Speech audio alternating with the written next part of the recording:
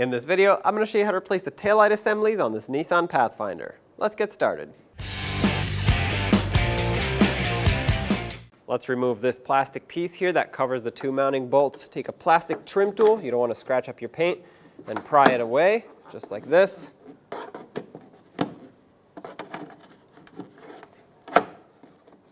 It'll actually pull out that way slightly.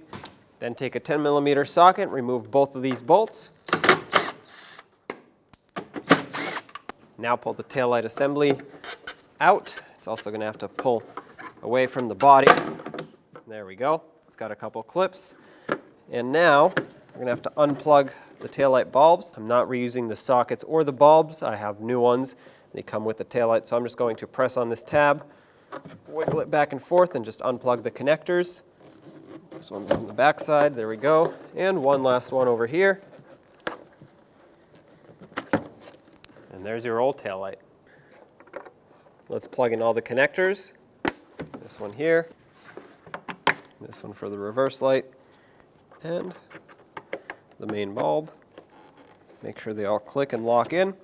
Now you're going to have two tabs that have to lock into the side of the body here.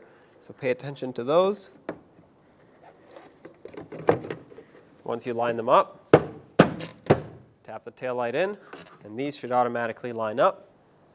Take your screws, snug them up. They're only going into plastic, so don't make them too tight.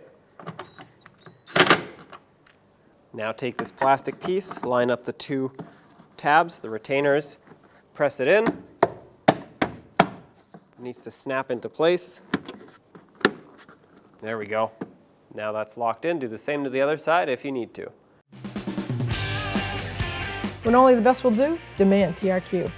The only company that lets you view before you do. TRQ is committed to offering the highest quality aftermarket auto parts that are engineered for peace of mind. Thanks for using and viewing with TRQ.